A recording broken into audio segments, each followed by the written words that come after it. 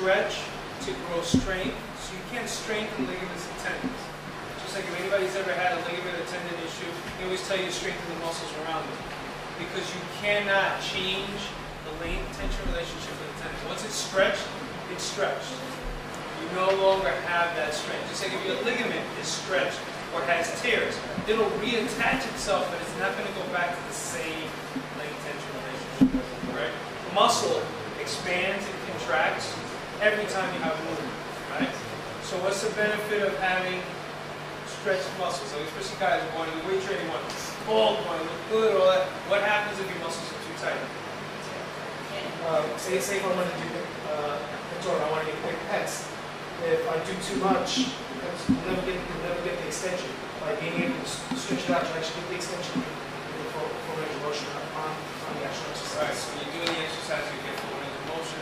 If, let's say, you're doing something besides weight training, you're not going to be able to move through. You see guys that get really, let's say, they get muscle bound.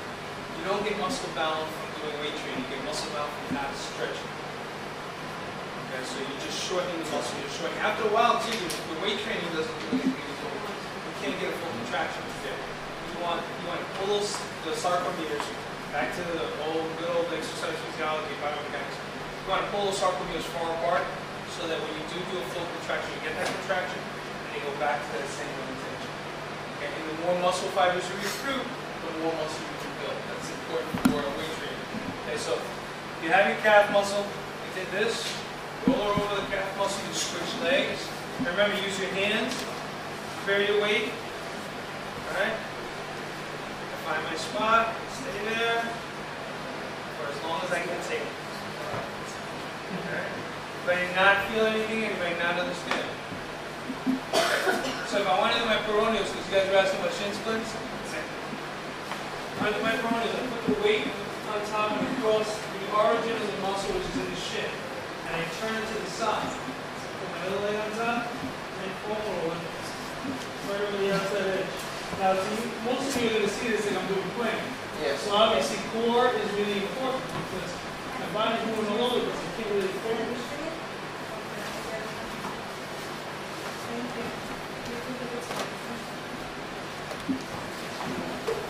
So you turn that leg on the outside and you're doing these shifts, especially those of you that have issues with that muscle group. If you don't, if your hamstrings are more of an issue for you than the peroneals, you want to move that foam roller above the knee. Take the other leg and cross it over. You're going to bring your body weight over the hamstring muscle. You're going to find one head or the other of the four muscle groups. Foam roll your hamstrings out. Okay. Now, self-manifest release is not replace stretching. It's a version of stretching. It's a pre-stretch. Okay, so make sure you hit your hamstrings. Good. You're going to hold over the tender spots for 20 to 30 seconds. You ready to know why? It's not quick.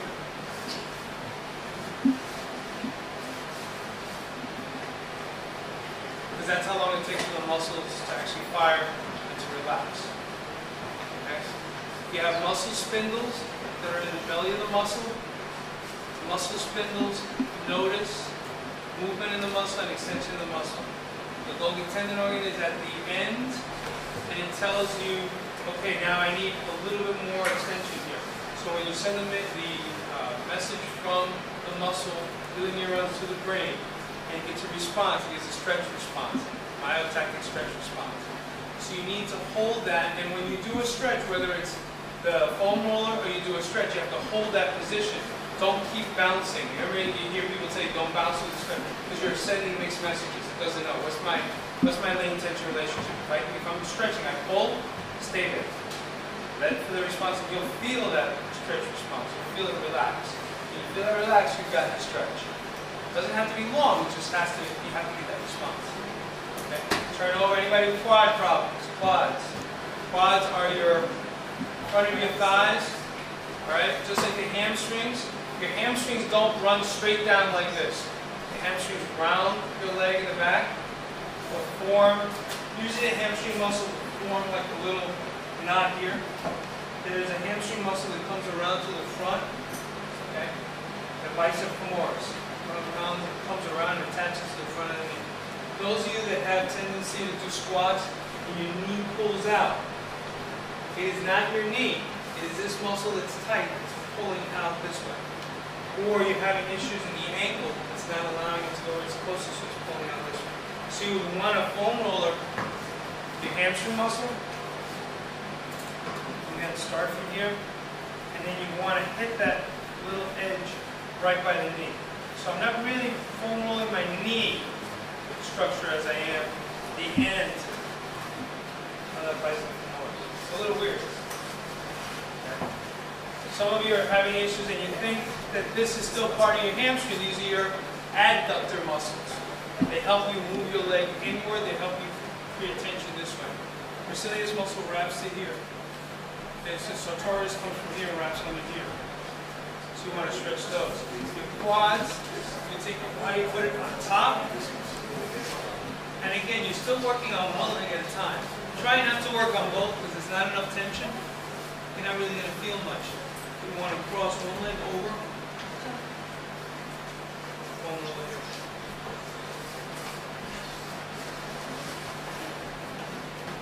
And everyone is different. Okay, try to use these, try to find what works for you. Everyone is different. You're all going to have tightness in different areas. There are different heads to your muscles. The more you know, obviously, the better job you can do. You tend to want to go out on squats. Is that the same thing? When you say, is that my knees really? But it's a couple things. If, as you put weight down, your tibia always moves. Even when you're walking. Let's say if I'm walking, my normal gait pattern, and I walk, no matter what, look at my other leg. See that? This isn't going to go out. There's something wrong if that happens, right? When I walk, my tibia internally rotates. Right? So in the swing phase of the gait, tibia internally rotates and put weight on this one. So some people will tend to turn their leg out. This is where the real problem is. I saw someone the other day, she was walking, we look at people's walking pattern. She's on the Stairmaster, and I thought she was trying to do this on purpose, trying to be cute. And running like this. When she got off the Stairmaster, she would walk like that. So she had complete internal rotation on this, so her femur was turning in. It wasn't the tibia.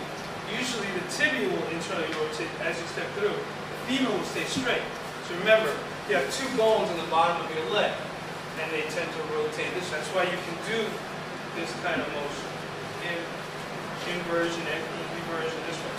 So it'll do that for you just to kind of help you balance weight. And then you come through. That's normal. So that part's normal.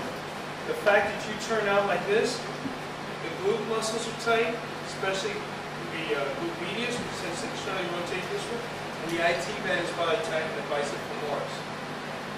So that the three things you should write down is hamstring muscle, the bicep femoris, that's the one that wraps around here, right? Your glute medius, I would foam roll that. And how do we do that? Piriformis and glute medius, you cross one leg over. Everybody hates this one. Cross this leg over. Now I'm trying to do my left leg, so the leg that's crossed over is the one I'm working on. I turn my weight into that leg, and I foam roll right over. And again, I want to keep most of the weight on that. And remember, it's your butt. It's not the biggest surface in the world, so don't go up into your hamstrings. You're kind of turned on your IT band. I'm actually sitting this, just the outside edge of my butt. And I'll find that's my piriformis. Piriformis is a small muscle.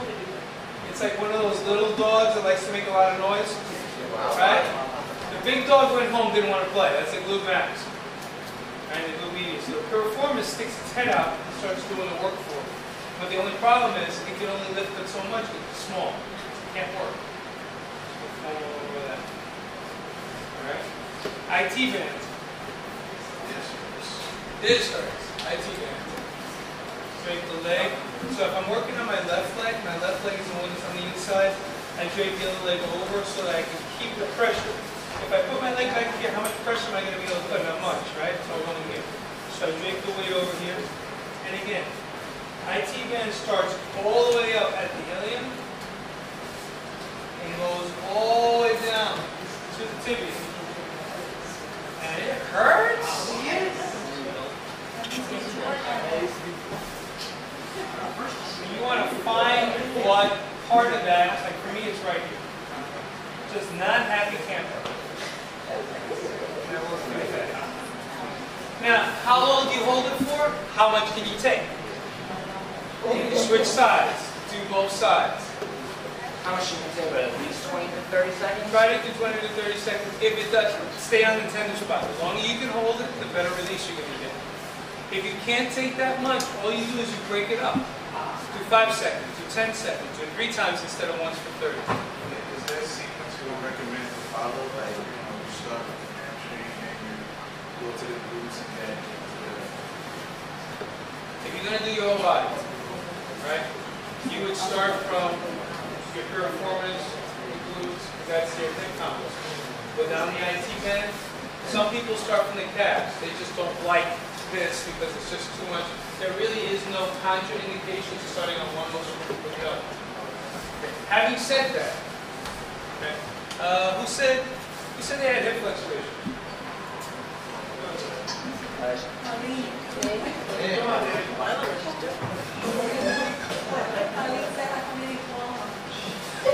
I say you have hip flexion? No. All right. No, you said you had hip flexion?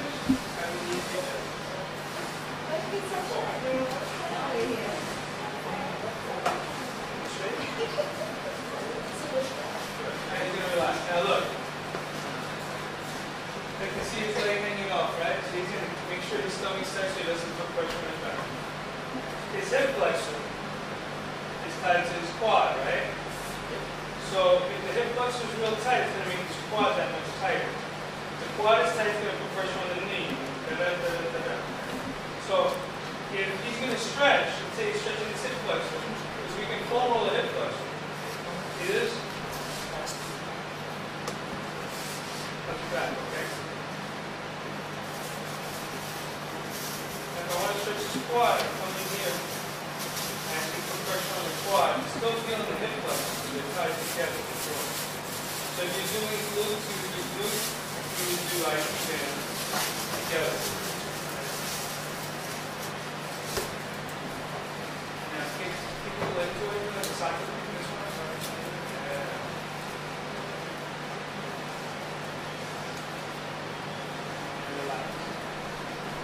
See his leg just moves and it's home.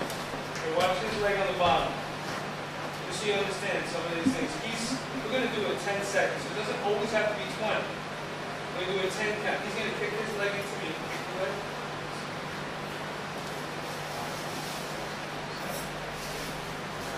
10. The other leg, and I just follow the leg. Did I force him?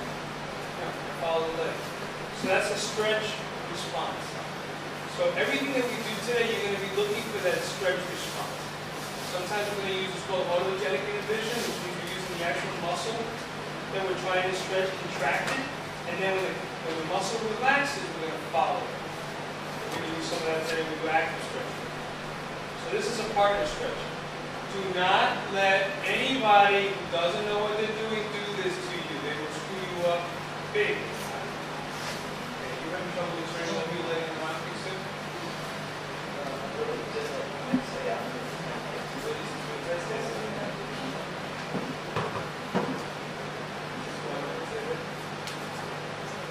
This is called a tensor fasciae lata, TFL. It's one of the harder muscles to hit, but with the foam roller you can hit it. You know how to do TFL? Right now I'm giving him a stretch, especially if you do kickboxing. Sometimes when you're doing a kick shot, it's hard to turn that leg over that last little bit. That's the TFL muscle. It's shortened and it can't fire. So you want to stretch the TFL muscle. It's called the Starbucks muscle.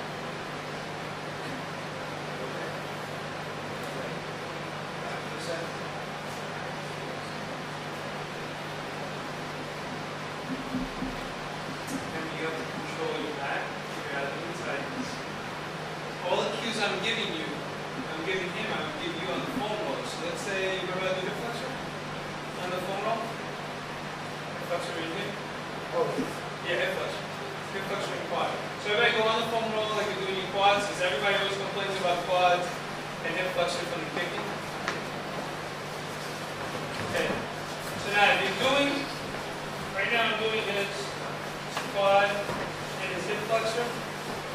turn it on the inside part of your thigh, you're going to get the TFL muscle.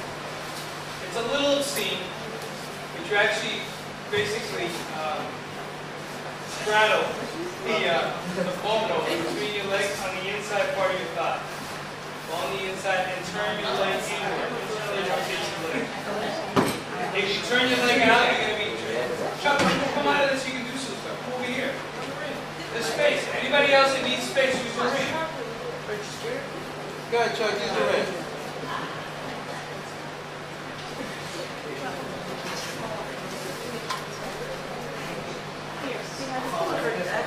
Come on, go ahead. Somebody else go with Chuck so he doesn't go so long in the ring.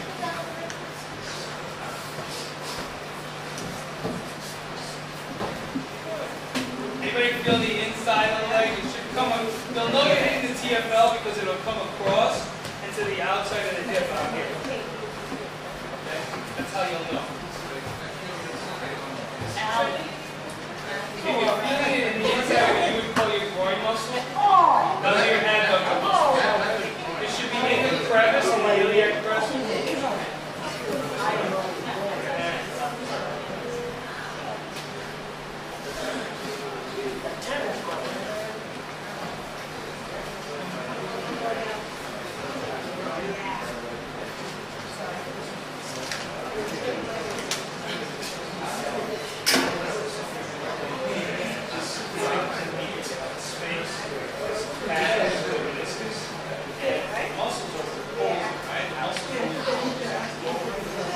Does everybody understand that joint pain is a symptom and not a cause, right? So if you're having knee pain, that's usually coming from something else. Okay?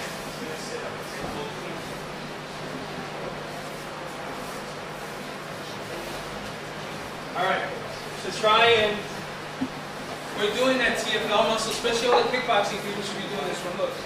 Is here, put it right on the top of your hip flexor and roll it. And I'm not turned in like this, because again, if I turn my leg inward, this is my adductor muscle.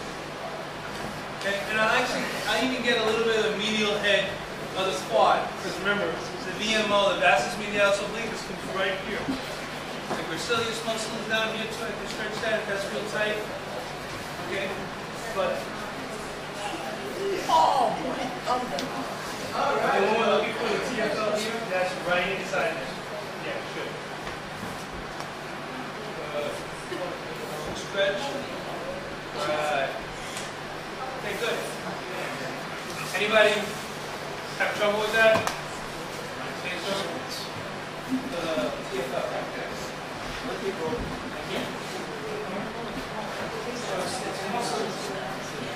Here, it's kind of my excuses. This muscle, this way. Actually, no, there it is. It's a little bit above that. Okay, so, but it is coming from the hip. So it's a hip flexor, hip extensor. All right. Wait, here, right? Inside there. So, right here, let's do that, right? So look at here. So inside here, and then I foam roll it this way. Remember, not all your fibers go the same way. They're not all like this. Okay? You know the quad, right? Quad muscles go this way, right? But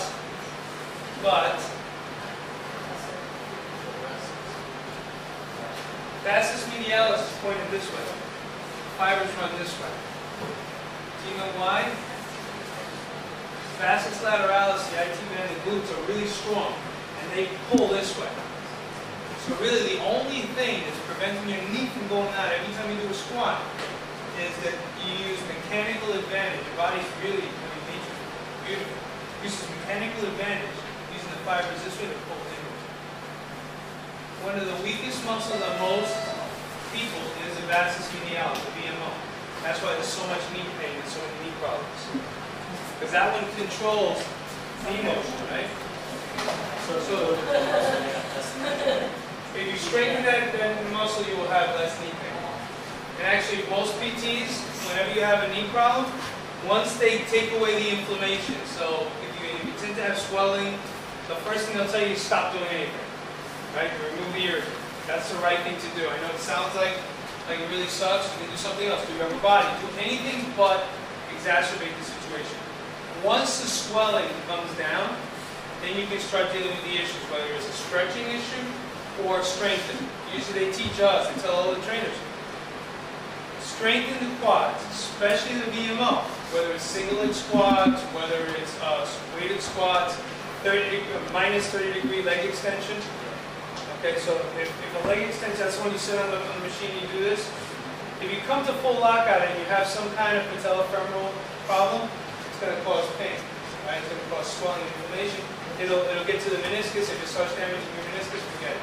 And since some people have really bad form, they swing their leg like they're not good. So you're going to want to come just shy of that, so 30 degrees shy of lockout. So full extension is here, and if this is 90, 45, you can come to about here. Usually you'll see some people, they'll sit and they'll do extensions on the machine and they'll have something between their legs. That's just getting them to use their adductors to actually really bring the VMO out. So as they're doing their extensions, they'll do this. You'll see trainers do this all the time in a yoga block. Like I was doing today when you came up. They'll do this, just to get that activation. That helps. The best hand, yes. Single leg squats will activate that? Single leg squats, what? Single leg squats will activate? We'll build up, yes, absolutely. As a matter of fact, the most popular with trainers, especially functional trainers, is to use single leg exercises. The other one is something called terminal leg extension. Anybody who's ever had a knee problem, gone to PT, they tie a band around your knee, you step back, and you extend, and extend, and extend. That's called terminal knee extension. It's a really good exercise to strengthen the knee, even if you have like PFS. I had a client this morning. She has really bad patellofemoral syndrome, which means every time she bends her knee, she has pain. So we can't do squats, we can't do this. So I do a lot of exercises around it, and I use a band called the Grey Cook band, and you stretch back against the band. You apply resistance against the band. So she can do this without pain.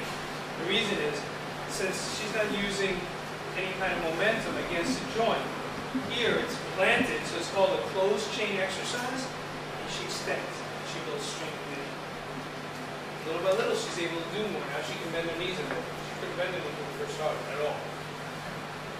The self-myofascial release, we did calves, we did hamstrings, we did IT band. Everybody got the IT band?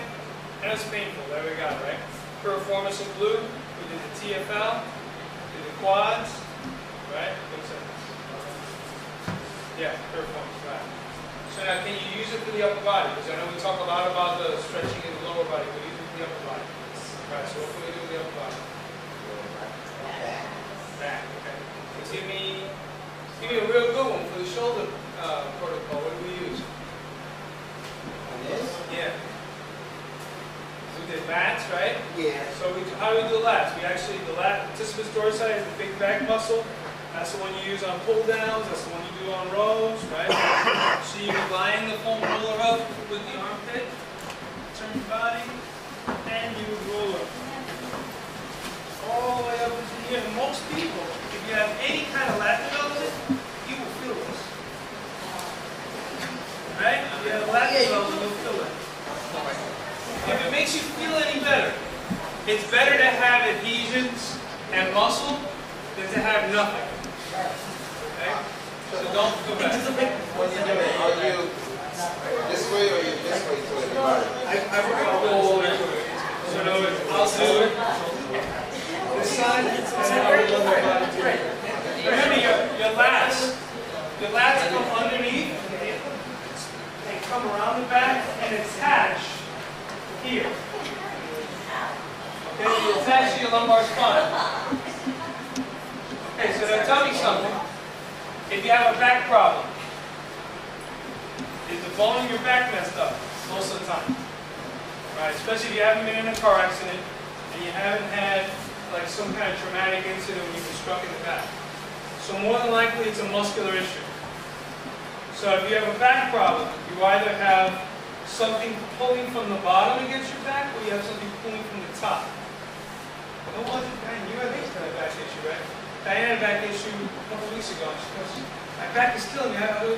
Don't worry about it. Let's stretch your lats. How's that going to help? Stretch your lats. Right? How's that going to help? How's that going to do? Get away from me. Get out of that. I can get away from me. So we're stretching the lats. And all of a sudden, she does start to get a little bit of relief. So on the foam roll, you foam roll the lat. Then if you're going to stretch the lat, especially if you're having back issues, along here, understand something. Back issues, whether they're lumbar spine and then attaching here, anything under your arm and anything under this area would be the lat. Anything that's in the middle of your back is your rhomboids and your mid-traps. I have bad news for you. If it's a mid-trap or rhomboid issue, it's probably not a flexibility issue, it's a weakness issue. Weakness. Can I stand up, take a partner for a second? A really simple exercise. Actually, guys in the gym do it all the time. If they know anything, you'll see them before they start doing back work, they'll stick their arms out like this, and they'll do this. It's called scapular retraction. So let's say my arms are out like this, and I just pull back. And what you don't want, and happens all the time, is this. So that's the activation of the trapezius. So you want this lower than your shoulder height, and pull. And pull. Now with your partner, Diane's going to keep her shoulders down. She's going to be a good girl. She's going to leave her arms relaxed. And all she's going to do is activate here. So, everybody can see. What we're shooting for is the two scapulas, the two shoulder blades. Put the shoulders down. Retract the shoulder blades. No? Retract. Pull them back. That's what we're going for. Pull back. Leave it there. So this is what we're trying to do. So doesn't that look like better posture? So we're trying to improve posture through scapular retraction and stabilization of shoulder girdle. Right? And let it go. Go again. Yeah, that's the hard part. So actually when you do this, you're doing two motions, right? Anybody remember what a protractor is? Yeah. A protractor you're using? It does this, right? This kind of motion. So you're actually retracting. So when I do scapular retract and protract, it actually pull this in. And you'll feel your lat muscles wrap around your body as you do that. Right? Move your partner. So when we do the foam roll, you can put it right in your rhomboids, right in the center, and do this. But honestly, this isn't going to solve your back issue if you have back pain or anything going up into your traps. You're going to have to build that through your strength training. What you can do that's really good, you'll probably fall asleep doing it, is put the foam roller right down the center, but for this one you need to put the long one. Right there, man. You would put this from the beginning of your lumbar spine, and all the way up into your cervical spine. You would bring your arms up to here, bring them down. If you have rotator cuff issues or shoulder issues, you bring the arms up here. Try to bring it as far back this way as you can, and then try to open up the arms and work through this range of motion.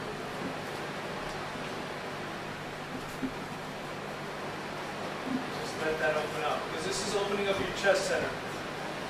If your chest center is tight, it's going to pull on your back, cause pain. Okay, so it's up to you where you find a comfortable spot, and just stay there. Most of you want to fall asleep. So again, anybody with those kind of back issues, you can do that. You can foam roll the lumbar spine. Okay, so we've covered most of the foam roll. We're going to go into the active and the static stretching. Okay, so look in your sheets.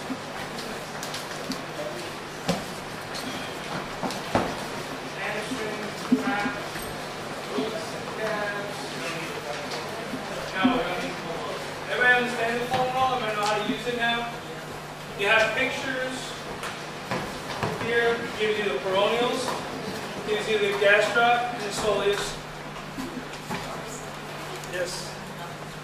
Hamstrings, IT band, piriformis. Try to look at the form too, make sure you're there. TFL, quadricep, adductor muscle, latissimus dorsi, and rhomboid. So we covered every stretch that's in here. Almost a year for you guys. Is that it for anybody else? Okay, we're going to skip static stretching because everybody knows static stretching. Oh, okay. Yeah, the only thing you can do for your traps, and we'll go through this now. Who doesn't work on a computer? Anyone that doesn't use a computer for work? Good. You do not? You're lucky. Okay, go ahead. So, where you work, grab your Back up head there. on one side, No, don't worry. very relaxed, and pull your head this way. The more you relax, the more of a stretch you're going to get. And I feel like most people are going to have a hard time doing this, so you want to use some counterweight. You stick your arms straight up, that'll be counterweight. And this is one you pull, and these are your arms up. That'll help you as a counterweight. Just in case you're wondering about people leaving their arm out, well, the stretch. So that'll give you a stretch on the trapezius, the upper trapezius. Okay? The other thing you can do is if you want to intensify the stretch a bit, you can keep your arm behind you on that side, and it'll open it up a bit.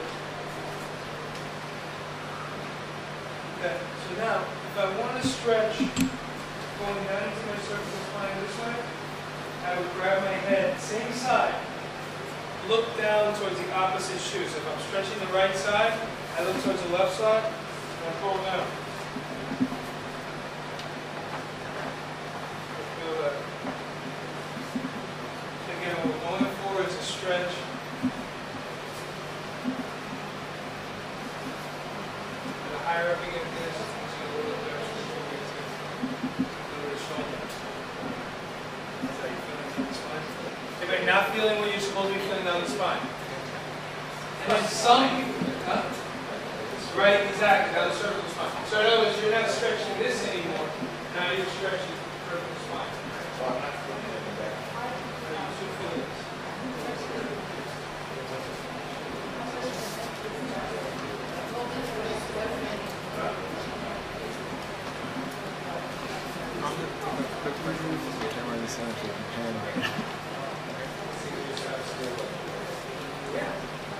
Oh, you here?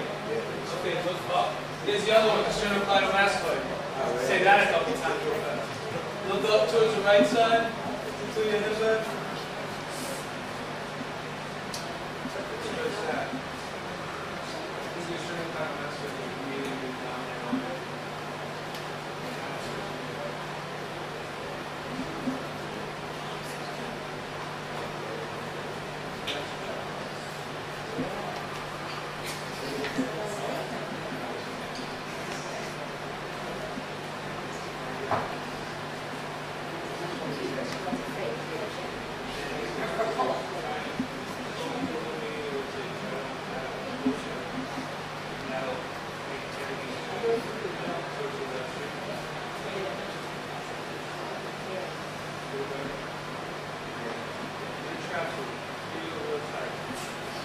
Upright row, shoulder press. Upright row, shoulder press, lateral raises. If it gives you really, really, really tight traps, avoid them. There's a lot of other things you can do. Right? You can do overhead press, don't do military press. Military press, this is not a normal movement pattern. Does it look normal? No. You can do shoulder press. You can do military press as long as your arms are in front of your body. And you can keep your elbows in like the NFCA people do. Arms in, that's fine. You can do that because it'll develop all the front part here. So you really need to develop this strength. How often are you going to do that? Don't need it. Okay. That's what I do. Right. This is bad. Just like lat pull down like this. You can find a lot of other exercises to do other than this. You can recline pull, you can do anything you want. You can do single arm pull downs this way. It'll still work the same strength, but you're not putting your neck in this position. You want to avoid putting your body in weird positions. Is cracking the neck really bad? Because I do that a lot. It releases gases where the bones are in the joints. They've argued that it causes arthritis. You don't have to. Why? It doesn't change your range of motion. Something cracking it sometimes really makes it feel better. So. Again, the chiropractic community says yes. We don't have any basis for it. They say that there's pressure. It builds up pressure in the joint. So when you crack it, you relieve the pressure. Maybe it's when you need to. Some people we've listened to go, I should crack my neck every day, a couple times a day. Probably would be a good thing. Grinding those joints together like that over and over again. If you really need it at that time, great. You're saying, is it okay to crack your neck or whatever? The other thing is, if you are doing stretches for your neck, like Daniel was saying, it's kind of tiring your neck. You want to keep your motions on one plane all the time. You don't want to. This is not what you want to do for your neck. Like even if you crack your neck, it's never that. It's going to be turn it this way. No, it's ever since my car accident years ago. I can't do punches without a medicine ball. If I do it without a ball, my neck goes up and it's it. I need more balance, so for me, it works out much better with. Anybody know why that is? So her head juts forward. So what she really needs is what? Stabilization of the shoulder girdle and making sure the body comes up is partially the core, right? Because the core stabilizes the hip, lumbar-pelvic complex. But what happens up here? What's the reason why we have neck issues most of the time? Because we overdo something on the upper body and we work till you can't do it anymore and you start using other muscles. What's that called? We call it that's synergistic muscles. Synergistic dominance, right? So I mean, when the muscle that you're working is tired, you start recruiting other muscles. So your neurological system starts a recruitment process when you're going to do a movement pattern, right? And depending upon how many muscles it needs, it keeps recruiting more fibers. Are you follow me on that? Calling out the soldiers. You start calling a couple soldiers. Do you need to call out the whole brigade? No. Call out some and you keep recruiting as you need more and more recruits. So it's the same thing when you're doing your body or you're doing your crunches, you're probably trying to do a lot and you're putting a lot of pressure going forward on your neck. So when you use the medicine ball, it's forcing you to move your whole body as one unit. I think if you think about moving your whole body as one unit, you'll be fine. I mean, even without a medicine ball. Even when you guys had this illness with the legs, so once we come up, the doctor told me because of my accident, I was going to have this and I have to find my way. But I know it's my way, it's with the ball. And you can do the same exercise with weight. And the ball is not a problem. I understand that the weight is keeping her from coming up further, so it's keeping her in line. So you understand, some of you will use a weight. Because I have this bulge there from the accident. If you have a structural issue, then you should consult a doctor before you do anything. What am I doing? Structural means a bone problem. What we're talking about today is all functional issues. So it's muscle imbalances and muscular issues, connective tissue, not structural. Okay. So we had hamstrings and traps. Who's having trouble warming up? Jillian. Come on up, Jill. Come on up, Jill. Come on up, Jill. Let me get two people. I'll get Jill and I'll get who ran track besides Vinny? Who ran track in school? Did I run track in school? I didn't ask you if you ran track yesterday. Who ran track in school? Did you run track? You ran track? How would you stretch your hamstrings in track? Your hamstrings in track. Your hamstrings in track. What are the hamstrings? Right, so how would you stretch those?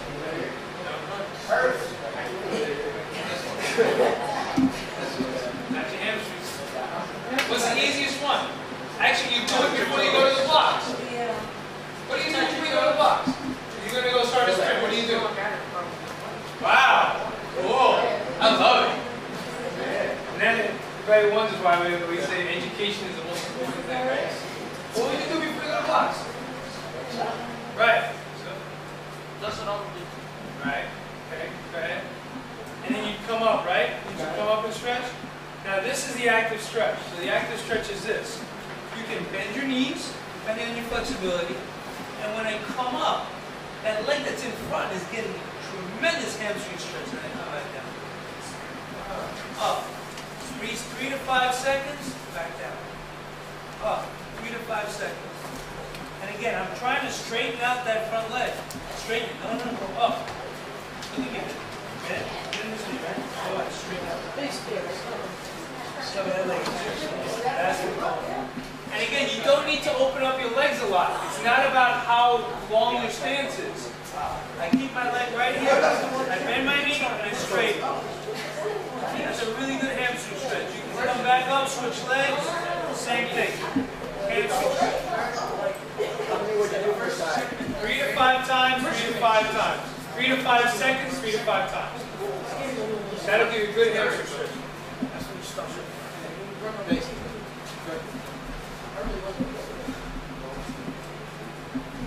You got that? Huh? On the? Right. Well, you want to make sure that your weight is over the front leg. You can even touch your knee to the floor. Touch your back to the floor. Right? And come up into the front leg. So that? Yeah.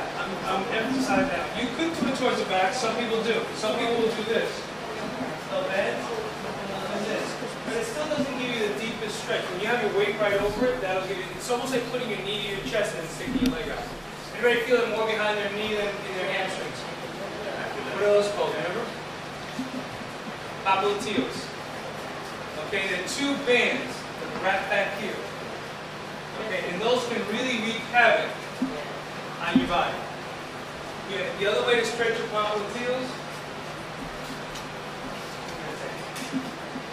Who's feeling it? Lie down. On the table. No, that's right. My back, look at me. It's really easy, watch.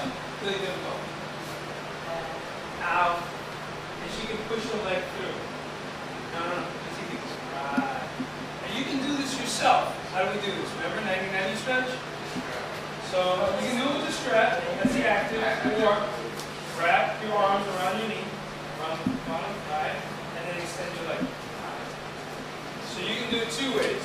You can use what's called a yoga strap or a stretch strap. It can be any band. It doesn't have to be any specific strength.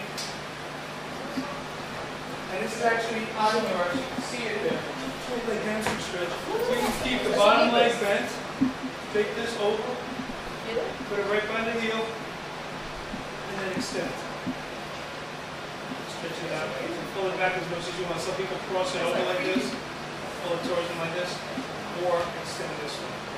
For me, I need the other leg straight in order for me to get more of a stretch. You can bring it in, try to get it up as high as you can this way. Alright. Make sure you get that up, stretch it out, and kick the thigh. Good. Point the heel up. Let's try that.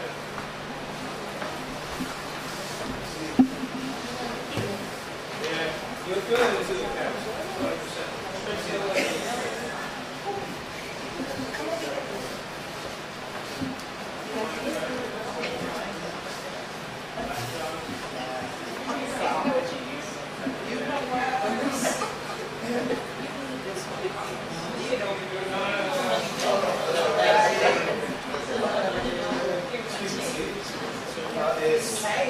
Would you prefer to have knee in?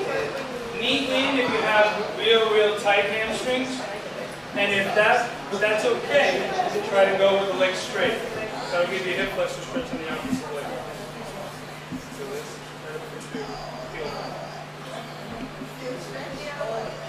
now don't let your hands be the limitation.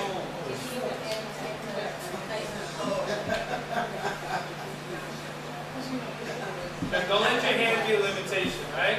Kick your heel through. Your head be on the ground. It's up to you. If you have a tendency to strain your neck, keep your head flat on the ground. If you want to pull the knee into you a little bit more, you need to sit up and do that. Up to you. Alright?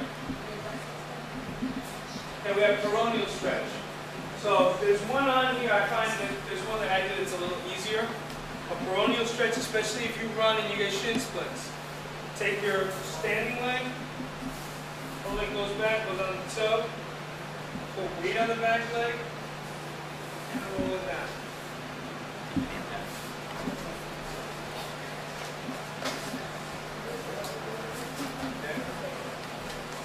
Again, start with the weight on this leg, put the other leg behind it. Toe first, then roll it down. And you'll feel it across the edge of your foot, going up into the shin as you relax. Again, the weight should go on the leg that's on the edge.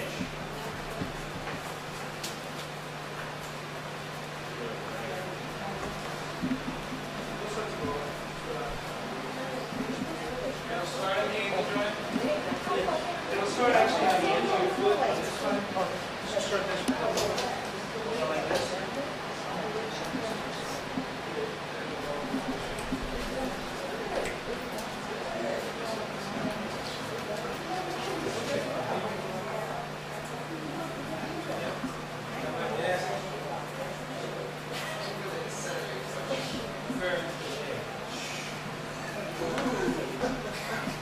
On which one?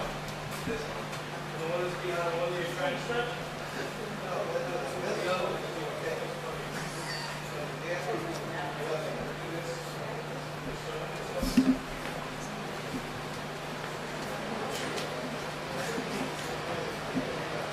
Remember something, if you put it right next to this here, it's not going to do anything. Put your leg further back, and then put weight down. Look at this. This is next to it, put it back.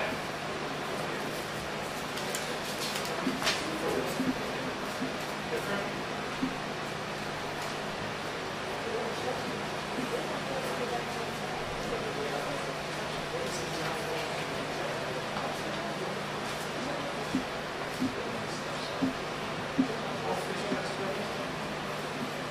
Some of you will only feel it at the attachment. At the attachment. Along and up into the shin. If it's locked up at the bottom of the foot, that means you still need to stretch it. That's it. No, you can't do that. Here. Back.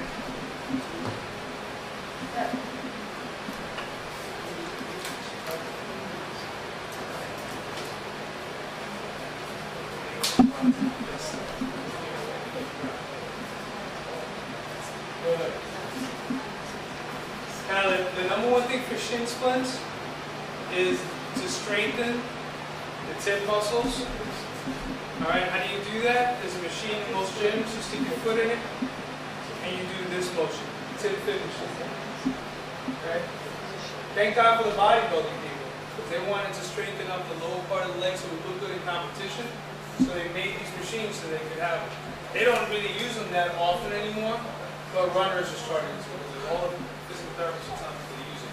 If you can't do that, you can have a partner, have them sit down, put pressure on the tops of your feet, and give you resistance against it. It'll make your legs, let's see, who has that problem? Who has the shin splints? Jessica? Come on, Jessica. You already know this. He actually found a way to do it with bands too. Really? And your back is. The only thing that I'm concerned with bands sometimes is you're using the eccentric function as much as anything else. If you go like this, you have to make sure that on the way back, you emphasize the way back. So I put my pressure down and she lifts. Yeah. Good.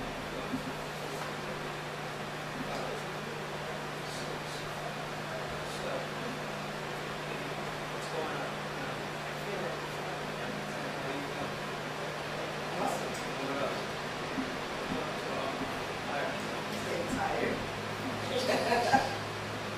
Usually what will happen is going to be really descriptive about it. Usually you'll start to get a little bit of a burn going on, like a lactic acid burn. It's like weight, exactly. But it'll start to burn before it really tires out. Okay, and then all of a sudden you won't be able to move the leg at all. The most important part is you see her knee. She's not moving her knee, she's focusing on this. I'm covering this even though it's not flexibility, but it ties in with everything else. Is that when you do that without the first can stick your feet under something, whether it's your bed or maybe a piece of furniture, maybe put a towel across it and prevents that. That's a little bit good. Okay, so now you've got some active exercise, like Vinny loves some of the leg swings. Those work really well. Leg swings, especially if you're doing kickboxing, you can start like here, and that'll open up your hip flexor and your hamstring. It's up to you how far you go. You really don't need to go much more than this. Goes back, so every time it goes back, it works on stretching my hip flexor, and I'm activating my hip flexor on the way forward. You can also do this here, turning out this way, stretching my calves and my lower leg, or this one, where I'm actually doing core muscle on one side and hamstring on the other. Those of you that want to work on that, try the hip swings, see if that straightens. You can come in when you warm up, do your jump rope, or do your push-ups or squats, or what you want to do, start doing your hip swings, so that when you start to kick, your body's already warm in your hip complex and your hamstrings. Alright, everybody see that in here?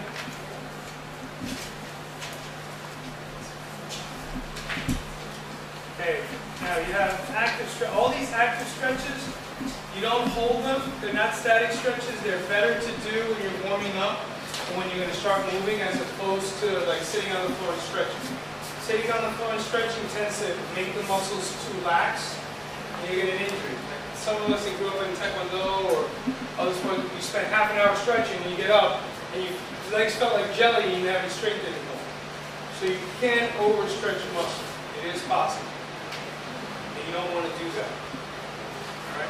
So now we're going to do a psoas stretch. That's a hip flexor stretch. This is an easy one.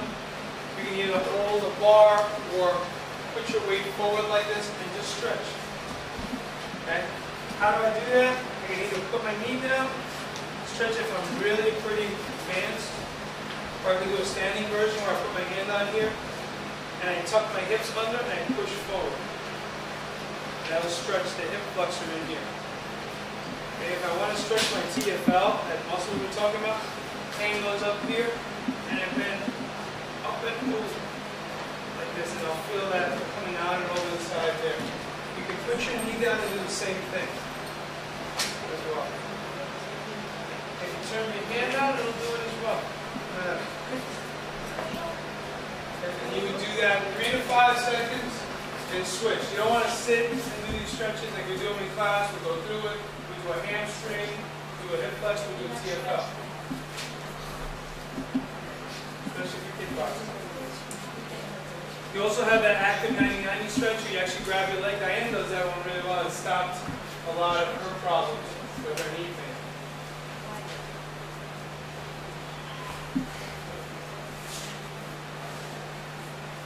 So, 90-90, and when you have your leg grabbed like this, they're both in 90-degree angles. You come up with all kinds of names because it's hard, you know. Which one? This one. Without having to show it, that's what we're talking about. Which one? The hip swing?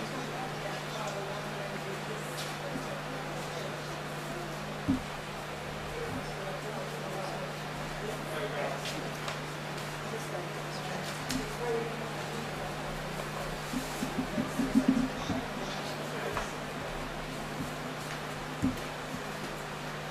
Alright, so we covered self-modified release, we covered active.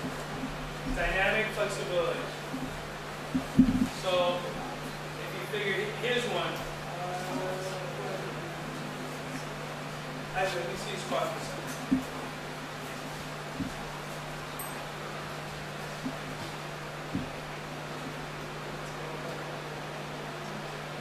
Where does it feel uncomfortable?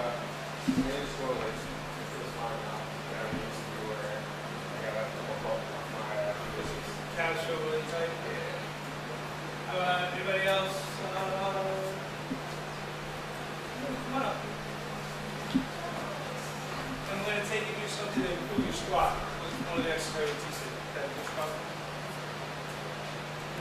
Squat. Okay.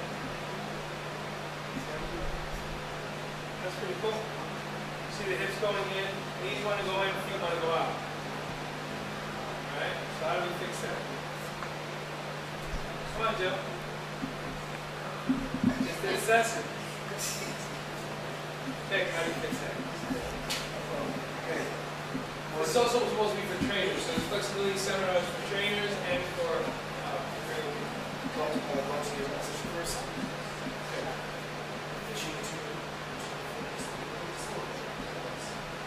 No, now you're cueing it. Cueing is a whole different thing. How would you fix the distortion? What do you feel when you're going into squat? What do you feel? It feels weird, right? What do you feel is going on? Huh? Feel it there, right? Feel tight. A little bit behind your legs. Right? Okay, so if the knees go in, that means that these muscles are tight. So we haven't stretched the inner thigh, the adductor muscles. Right? But the feet are going out. So what's going on in the feet? Calves are tight. That's why they're going out, because they can't. What happens is, if I want to bend here and my calves are tight, either my toes are going to come up like this, my heels are going to come up, or my feet are going to go out because they can't go into the range of motion you want. So since the foot can't go to here, it starts finding other ways around it to protect itself. Body's really intelligent. So you'll notice that if you're doing squats, and your feet are going out, that means your calf complex is tight. So his protocol would go gastroc stretch, right? Soleus stretch, it's this one.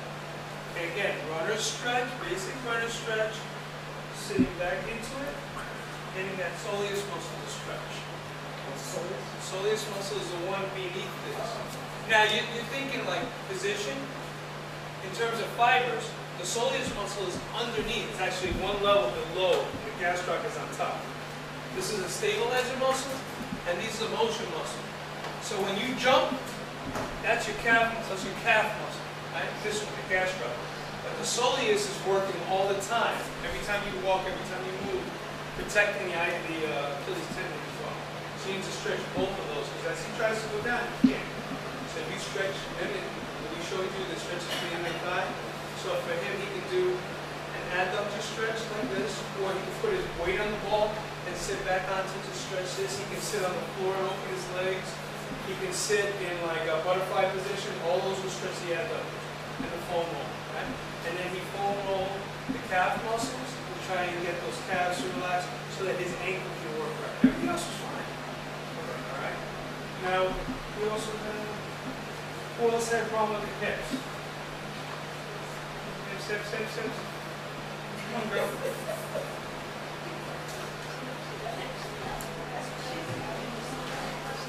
Okay. So now, if you have the squat.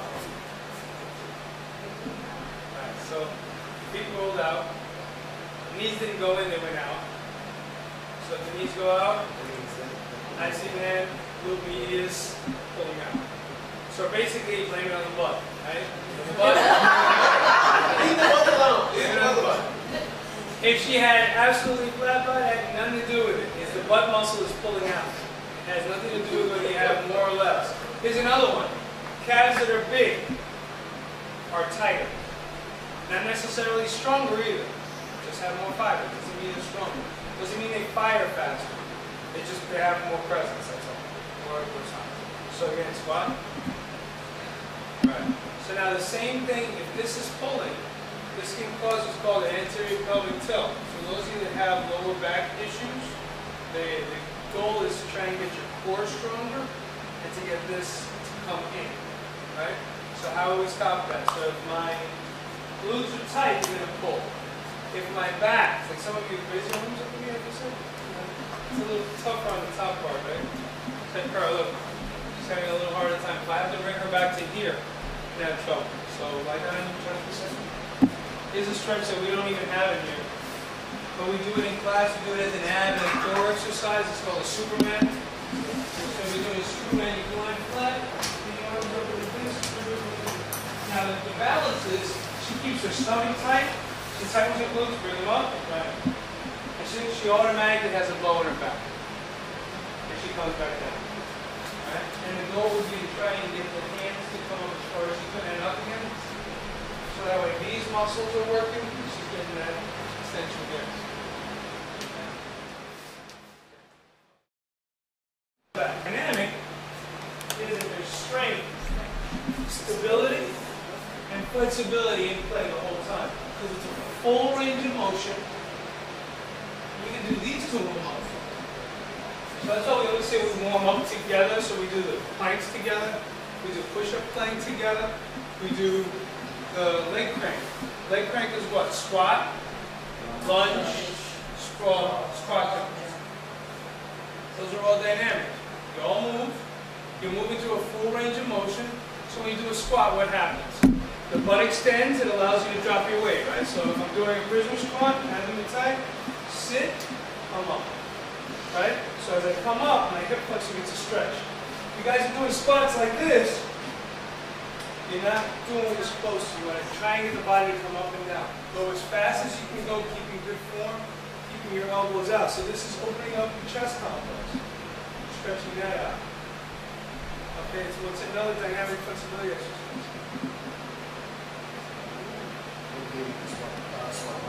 Squat thrust. What else? Maybe. That's a lot of metabolism, right? Mountain climbing's all right.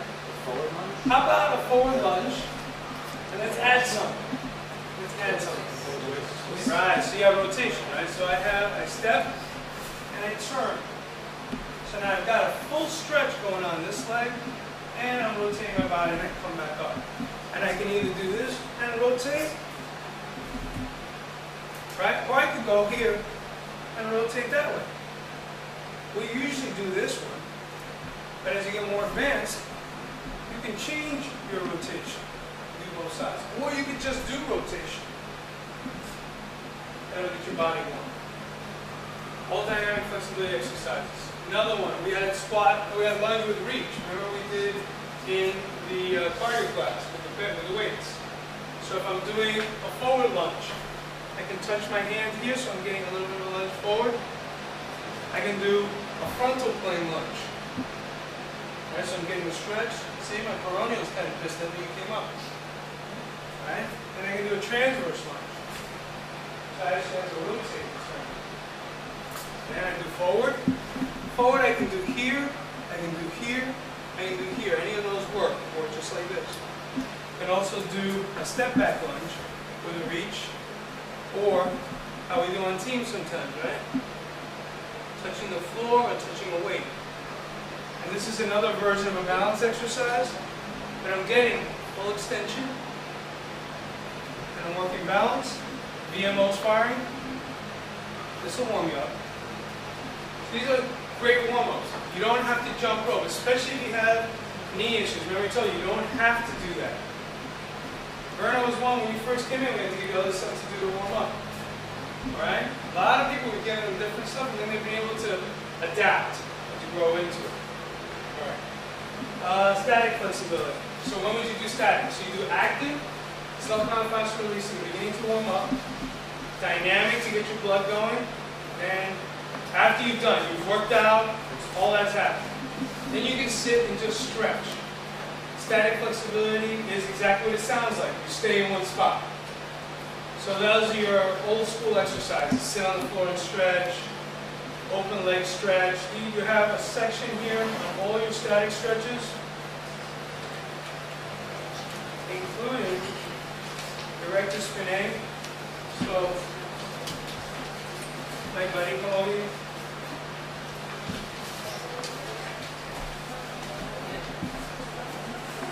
If you're having issues with like your upper body and then anterior pelvic tilt, one of the really good exercises for that is right here, the rectus spinae cross leg stretch. So the guys who come track usually know this one.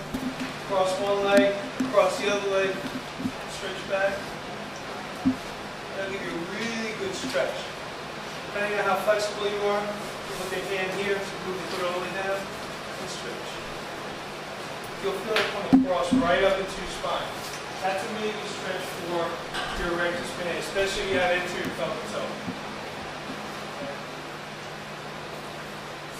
Anybody with lat issues, you have a stability ball at home, use a stability ball to stretch the lats, especially if you have a hard time hitting it on a bar or something. If you're doing weights and you just did a back exercise, you can lean over on the same machine you just did. You get a good lat stretch. The idea of lat stretch is you want to grab or put your hand here and drag your body weight away from your shoulder without hiking your shoulder. What about, because I always wanted the one where you just hold up. That's a rhomboid stretch. That's not. Yeah, it's a rhomboid stretch. And usually you do it, you'll see guys cross your leg over and do this, a rhomboid stretch. When you're doing lats, you actually want this extended. So when you're like this, you don't really get that same extension. It's more good motion, more pulling on. Yeah. So it's playing the last one, you know. Alright, now could you, if you tried to position yourself right, you probably could, but you're not going to get the best out of it. It's kind of like doing row, and you're standing over the machine pulling like this, instead of in good form, in good position, get the most improvement. You have a standing adductor stretch. So we talked about this gentleman, and his adductors are too strong, that's why they're coming inward. So you put yourself, remember how we do a side lunge? Put yourself in this position, it'll stretch this leg, all the weight is on this leg. You can go here, you can come out of it, you can turn it into just lunges, and that'll give you a stretch. Okay, lunges, again, are stretches. They're actual strengthening exercises, but they're stretches. Anybody having trouble with the adductors? Your hips are always really tight on the inside? No? Good.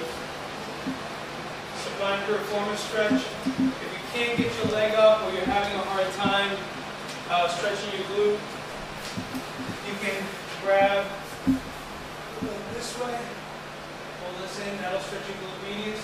And just like this. You can also create this leg over like this. And as long as your hip stays down on this side, that'll stretch your butt. You'll feel it pulling away from the bone. Anybody who's having problems with their hips should be doing this stretch right now. Come on, guys. Who's having a lot of problems with their hips? Bill, who said hips? Who said hips? Hands. I don't see that. Okay, pull that one in and up with the two. Right. So you want, on this stretch, you want to actually turn your knee this way.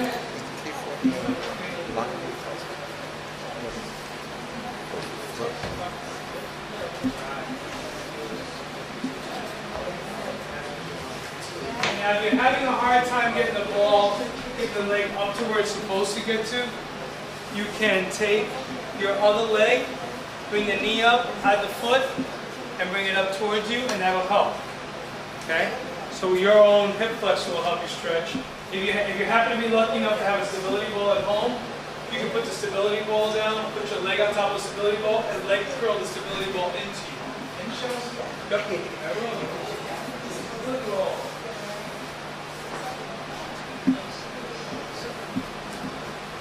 Does the ball size make a difference? The ball size makes a difference because of height. So 55 centimeters for someone who's smaller, 65 centimeters for someone average height. They do make them a tad bigger. I've seen balls almost look like 85. This is a 65. Have say it on the box too when you buy it. Does it say for people? 65. Actually, it says it on the ball. 65.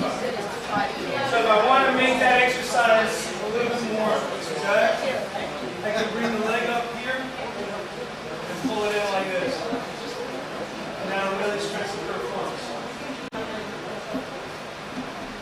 I know some of these exercises seem strange, but you have to actually put the body in certain positions to activate certain muscles. All right, anybody particularly want to try with the ball? Try. Again, this is in your handouts. No excuse.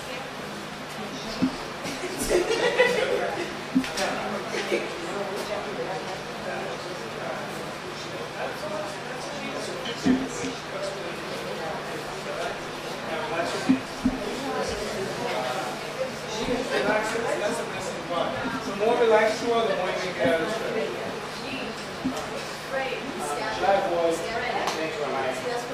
I do a lot of this stuff where my knee, I guess, is pretty much extended all the way out. Now watch. He's asking, should he avoid a stretch like this? He doesn't have to, as long as he thinks about stretching towards the toes. and he gets rid of the arch in his back. So what you want to think of is from the lower back, reach. And I might even put both hands out and reach that one. So don't round your back? Don't round the back. The old knowledge was you put your head down towards your knee. Right? And then about 23 years ago when I went to China, people were touching their lips to their toes. Yeah. Something called a 90-day stretch, and you work through it to get to that point. But the idea being that if you tilt your head this way, you're not really extending the hamstring, you're not applying pressure versus the hamstring. So if I'm sitting in this stretch and I do this, put my head down, that doesn't do anything. You want that chest to come up, and you want to reach towards that and get more length on that. So in yoga, they talk about the length, right, and the reach. Right, and that's not new science, that's 2,000 years old. And they were, even then they were teaching the stretch. Make sure you extend out, reach past your toe, and then drape your body down over. So on all the static stretches. Static stretch should be 20 to 30 seconds. Breathe in, stretch, exhale as you breathe in. If you're there for 30 seconds, you might need to take a couple of breaths. Then do so. Most important thing is go to a level and stay there for 20 to 30 seconds. When you get the stretch reflex, hang out there. And then you can come out of it. So the whole process is 30 seconds. But you want the muscle to feel the pressure, extend, and then you can come out of it and rest.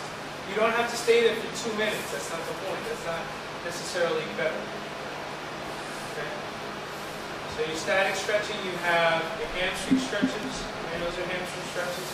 You can apply pressure on the hamstring stretches. Means I can grab my own toes, kind of like when we were bent over when we did the active stretch, and you can kick your legs forward. And as long as you're keeping your back straight, you're going to get a really good hamstring stretch. Stretch my back. Yes, it's a great exercise. Yeah. Hamstrings are tight. What's tight? You can do your adductor stretch, the old butterfly stretch, and keep your back as straight as you can. Okay, I'll give you another one. We were talking about the active stretches and the squat, right? So you have something called a sumo squat. I think we've done it here a couple times. We haven't done it often, but it's really good. Remember the sumo one? So sumo is a mixture of a hamstring stretch and a squat. I bend down and grab my toes. See, these stretch a little longer. And then sit into a squat. So I open up my lumbar pelvic hip complex. Bring my arms up and stand up and out. You can also, as I reach down, I'm getting a hamstring stretch here. I bend. Settle into it. I get a calf stretch. I get the hip stretch. I can also put one hand up. The other hand up. Put both hands up. And work through that. And you'll feel that work all the inside of your hips here. And as you turn, it'll work the inside. But give that a shot. That'll definitely improve your squat. Well, you'll reach down. First thing you'll do is you'll reach down. If you need to bend your knees, you'll bend your knees. Here's the cueing. Your elbow's going to go inside your thighs and sit. Sumo style. Toes straight. Heels down. Sit into that. Hand up. So you'll feel that all in here. You guys have to stay down. Yeah. That's hard.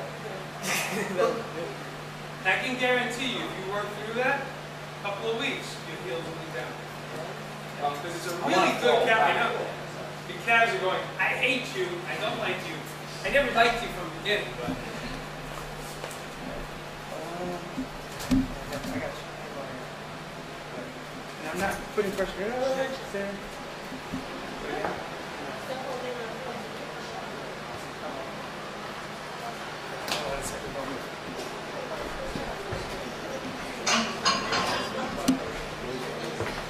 Medical science magic.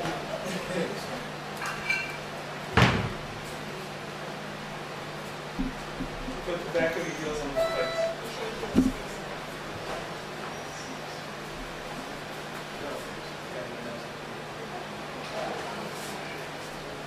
Everybody know why he didn't fall back? Yeah, just support it. All I did was take the pressure off his ankles and his calves. No, I didn't do a balance. His balance was the same. Go ahead. Come up. Yeah. Now, you can use the plates in the beginning just to get down into the position and stretch the calves. You want to get away from this as quickly as you can. This will definitely help you. The other thing, for me, what it does is I put somebody on this, they immediately realize that the problem isn't everywhere else but the calves and their ankles. Because if I take that, what I'm doing is I'm basically putting you in this position, which is what your body wants to do anyway. Because as you start going into the squat, if you're having problems with the calves, it's going to come up like this. So I basically put you in this position, and then put the weight down, and I'm taking the stress off your ankle and your calf. Is it really the ankle joint that doesn't allow?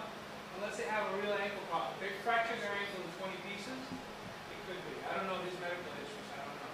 Maybe he does. You know, you had an ankle fracture? No. So it's a muscular issue for the most part.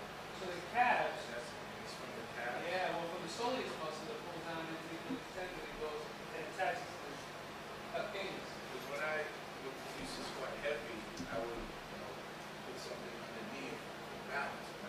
For balance. Well, that's what guys. That's gym term. That's Right. gym talk. Gym talk is, I'm using this for balance, It's not. right? And they'll say, oh, I'm going to use a calf block. All right, really, like, let it in.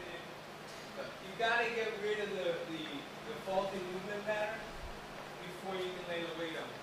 This is the same thing we teach people when they first start resistance training, right? You got to get rid of, like, the bad form.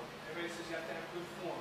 Have good form. But they'll keep laying the weight on it, they'll talk about form. So you want to think about the same thing with martial arts and kickboxing. If you do the wrong movement patterns 2,000 times without fixing it, you're just going to have really bad form. It's not going to get any better. And then you end up 20 years later, you still have the same problems. So you want to avoid that. So if you can try and work through it, I know it's not fun to use plates and to stretch and all that stuff, but you'll be able to get to where you want to get to. So the idea here is to get you to the point where you're using flexibility so you move better so everything is easier. You see if there's any buttons in there? Let's see if there's dynamic in there. I may not have gotten the hand up for dynamic. Anybody have questions so far? Anything? I think we didn't cover. What about joints? Like wrists and knees? Okay. So what about joints? What about wrists and knees and stuff like that? Do we stretch joints? Do we stretch joints? Do we? Are we supposed to? What do we do? What do we do with the joint? Muscle around it? What happens is your joint moves bones, right? So let's say if I want to do bicep curl, right? My bicep activates, my tricep relaxes, I bring this up, my elbow joint flexes, right? The bicep muscle goes across the joint and pulls. So am I really stretching or doing anything to the joint? The joint's just there. So you were right, you stretch everything around the joint. Now what you can do is they have some form of nerve stretching. All right? I would tend to tell you not to do that unless you're been taught to do that. Physical therapist, someone like that has said, you need this. This is important for you. Unless they said that, don't bother.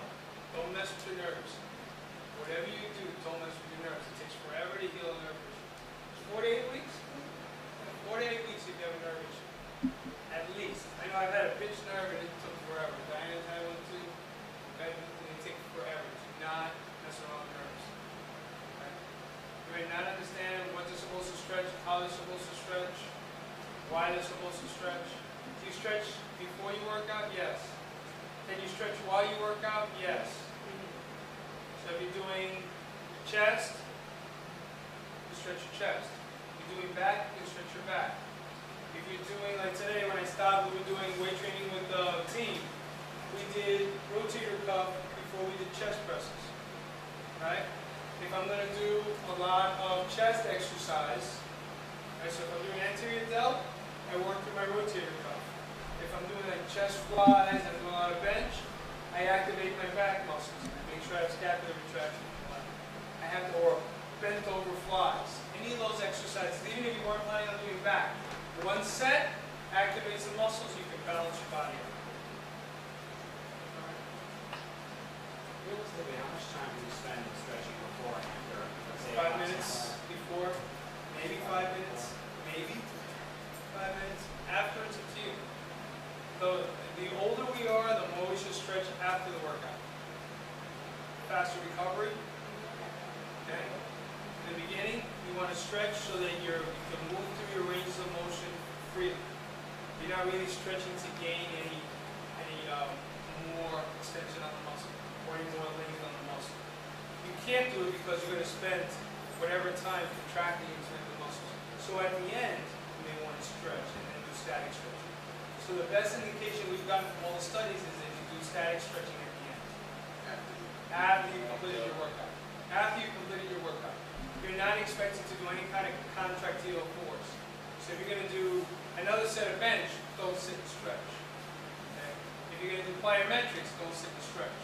Now by the same token, like some of the stuff we do in team, we do plyometrics, we do ladder, we do a lot of explosive stuff. We do stairs. You want to have those calf muscles especially stretched so that they're not already shortened so that they don't pull and tear. If you get Achilles tendon tear, if you get a hamstring tear, if you get a calf tip, it's 4 to 8 weeks. And if it's the Achilles tendon, it's 6 weeks. Maybe a year, depending on your age. And surgery. Alright? So before you're done with 10K, you stretch 5 minutes and add that back. If that. If that. That's not too much. And again, I would spend more time on doing a warm-up run. All the indication, if you're running, especially if you're running a race, is to get your heart rate up and to get your blood going. Last race when we went to Central Park, we got there, 10 minutes before the race? So first mile for me really sucked, because I wasn't warm yet. And then the second mile was the absolute worst. And then by the time we went to the third mile, I felt good, because I was into a regular pace. Had I done 10 minutes of running, I would have been like a mile and a half into it. I would have been fine. So you do about 10 minutes of running, then your 5 minutes of stretching, or 5 minutes I would have stretching, then hit my calf muscles a little bit of hip, run, walk a little bit, run, walk a little bit, stretch, stay warm, and then run the race. Just like here, come in, jump rope, stretch your calf muscles out, stretch your hip flexor out, ding, ding, ding, jump rope. I got it. Yes, the way we do it. A little bit of movement, a little bit of stretching, a little bit of movement, a little bit of stretching, the body's warm. And everything's extended the way it's supposed to. So now you're really going to work. So like it's a race. You know what happens? The bell goes, everybody goes like crazy. Right? So if all of a sudden your calf locks up, you're done. So the idea is how do you ease into the exercise room? Just to give you a good class. You know, once I turn that timer on, all right, here we go. And then we're doing all these exercises and all this stuff. It's a lot of recruitment of fibers. It's a lot of force being used. You want those muscles nice and relaxed. So 5 to 10 minute warm-up. That's what we've been taught. 5 to 10 minutes is optimal for warm-up. At the end, it's up to you how long you take. But again, 5 to 10 minutes, you do it. All right? You guys don't want to spend 2.5 hours working out.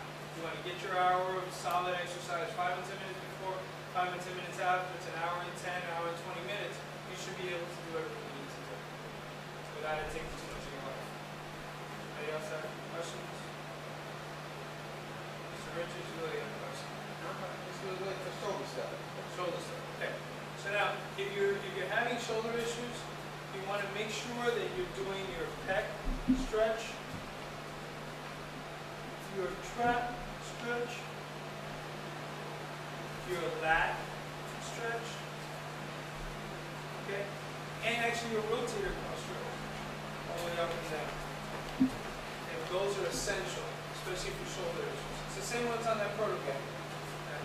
When you do physical therapy, or when we do post-rehab with someone, we take them through a phase where we inhibit whatever is overactive. So since the shoulder, that's what we try to work on. Then we try to integrate the function. We lengthen the muscle tissue, and then we give them an exercise that works through them at light weight. Okay? You understand? So there's inhibition just means whatever muscle is overactive, stretch it, relax it. Go to the opposing muscle. So if I'm going to do chest press, I want to activate the opposite of the anterior delt, which is a rotator cuff. Okay? If I'm going to do a lot of pec fly, or bench, or what have you, I want to activate my rhomboid. Because that will balance out what I'm doing. If I really cause a lot of tension here, it's going to put stress on my back. I want to make sure that that's balanced. And if you're doing chest, shoulders, and tries, the next day you should be doing back and biceps. Or pulls. Some people call it push and pull. That seems to work for some people. It's the pose in chest and back. Right. Yeah, Well, because chest, just because of the way our bodies are, everything that goes this way is a push. So what muscles? No matter what, if I do chest press, I'm working chest, anterior delt, which is shoulder, right? And I'm working tricep. So you can do, usually people will say, if I want to do a long workout, I'll do chest, shoulders, and tries. Some people will say, I only want to work my shoulders, so they'll do chest and tries. And another day they'll do shoulders and legs, because you can just work shoulders. You do your shrug exercises and all that to strengthen your traps. A lot of people should stay away from trap exercises. They have a tendency to activate the traps too much. Try to stay away from deadlifts. Deadlifts is, we consider an all-body exercise. It's not use a total body exercise. Deadlifts. Or RDLs, Romanian deadlift. So you want to work all the muscle groups the same. If you're working the whole body, you want to start with your core exercise, your warm-up, your flexibility, your core exercises, any kind of balance work you want to do so you can still activate. Then if you're doing reactive, which is plyometrics, any kind of strength, agility, and quickness drills, if you're doing quickness, then your total body exercise, you want to reduce the most amount of fibers. So let's say deadlift, squat, curl press, snatches, any of those kind of exercises, RDLs, those should go first. Then chest, back, shoulders. See the three major muscle groups. Some people do legs before. Some people do legs after. You can do legs after you do back and triceps and biceps, and then legs, and then you pull them. I say core first. So if you're doing planks and crunches and all that, do that at the beginning of your program. So if it's already activated, you work through all your exercises. Or fix it into what you're doing. Like I do it, or I might do chest and then I might do trunk twist, or I'll do crunches off in another exercise. Okay, and then post-workout, flexibility and stack. Or you can foam roll. Another thing you can just say foam. You got it? Questions? Yes. Clicking, that non-painful, like, so when we're doing this, my shoulder is clicking every single time. It doesn't, I don't feel it, it's not hurting or anything. Have you had a rotator cuff issue before? You know, like my ankles, I'm standing here, right? You hear that? Both of them are close. Doesn't look like you have either primary or secondary placement, just from looking at your shoulder level. Crepiness is a little different than what you're saying. If you heard a crushing noise, that's a little different.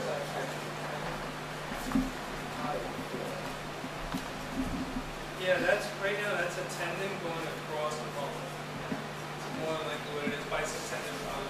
Something to worry about, or it's just You can have it checked out. The answer is always have it checked out.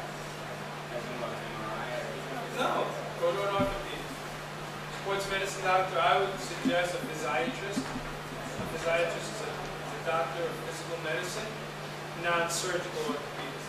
You always go that route first. Let them look at it, let them say, yeah, that's fine, this is this. And then he might say, well, you should do some shoulder strengthening. He may say that there's actually an organic problem there, you may need a shot. Maybe there's some swelling. You sleep on the shoulder, do you have pain when you sleep? No pain in my sleep, I can sleep on the side. What about that side? No problem. No, they're both sides. No pain. No pain. And usually if there's no pain associated with cracking, you're okay. Again, if the question is, should I have it checked out, the answer is always yes. Okay, because no one here is a physician. They even they'll palpate, they'll check the structures, they'll make sure everything's okay. If they have any doubt, they'll send you for diagnostics. But I don't see that. I don't see that being a problem. Weird. If I stand in the spot for a couple of seconds, then I move. Of course, now Both things. Some people will say that there may be something in your diet that causes that as well. Yeah. Not enough tequila. Yeah, it might be not enough tequila. Some people might say it might be something in your diet. Get excessive dairy or anything like that.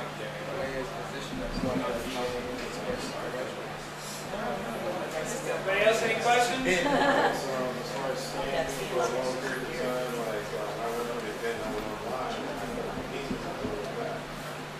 So if you have pain in your lower back, what is that usually a sign of?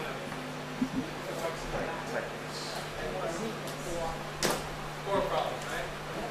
So we want to train the planks, the floor bridge. Why do you train the plank and the floor bridge? Yeah, well, why do you train?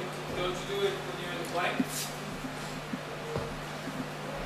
So when you do a plank, what are you really doing? You're going against gravity, right? So you're in a plank position. You're making your body sit up against gravity. And why does it get worse as time goes on? Because gravity gets stronger and you start to tire. All right. What starts to happen after 15 seconds? What starts to happen? You just switch over into another energy system, right? So you have that immediately quick, we call it ATP-CP, the adenosine triphosphate protein phosphate system. That's the first one that fires, keeps you up, right? Then after that, you have anaerobic glycolysis. That system will last for about 2 minutes. And after that, it's aerobic. Most people can have a hold of the plank for more than 3 minutes. Very, very rare. Usually trainers that do it all day long, they can do it, but then they need to do something else because obviously that's gone beyond the spectrum of improvement. So what you want to do is you want to do something where gravity is pulling against the middle. So you keep this tight, you keep your butt tight. And then you want to lie on your back so that the pressure now is pulling the other way.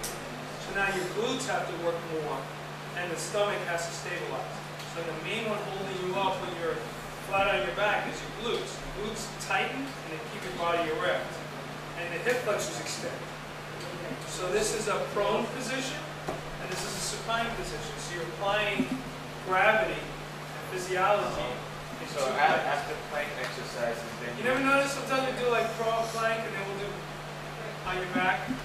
We don't do it that often, but we so often we do.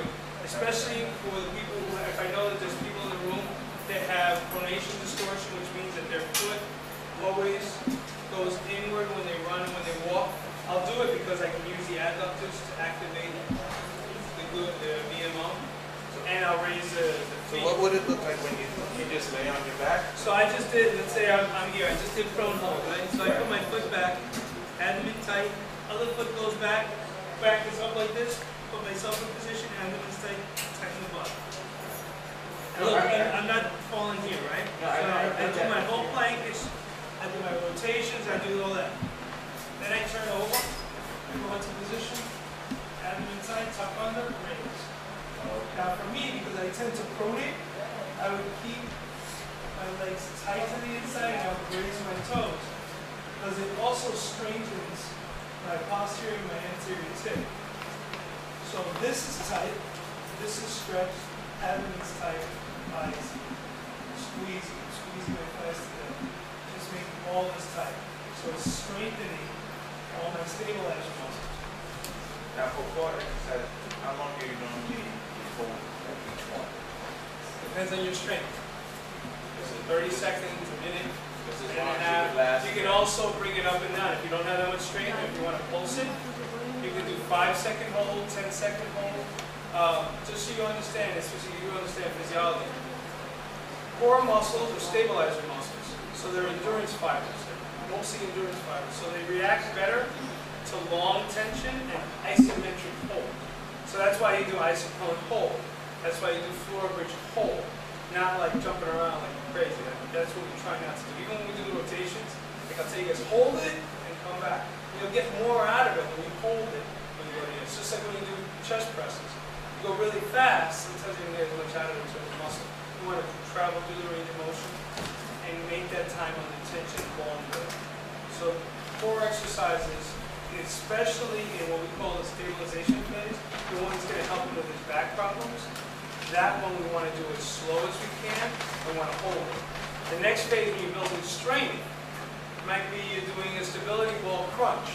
That's a core exercise as well. Or if you're doing a power exercise, maybe I've got the band and I'm lying on the ball and I'm pulling this way. So I'm trying to build that core strength with explosive power. So there's always three phases. There's always stability, strength, and power. So it's kind of like a tough question. What most people need is a stabilization phase to take away the pain, like he's talking about. And you might even, from sitting, you might have an anterior pelvic tilt. So maybe your spine is tight, you feel this will be tight, your hip flexors will be tight, and you might get distension in the abdomen. You get distension in the abdomen, all of a sudden it's pulling you forward like this, is putting a lot of pressure on this. This shortens, your rectus spinae shortens, the glutes are messed up, they don't fire, now your hamstrings are pulling, so now your hamstrings hurt, your lower back hurts, it's a lot of things. And your posture has a lot to do with it. The straighter you are, the better you are, the more you pull your shoulders back, the better you are. Anything else? Good having you guys, thank you for coming. Thank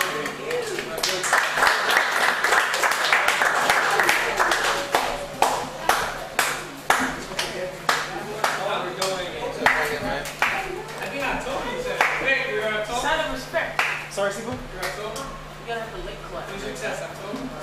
Thank you, Steve. What festival?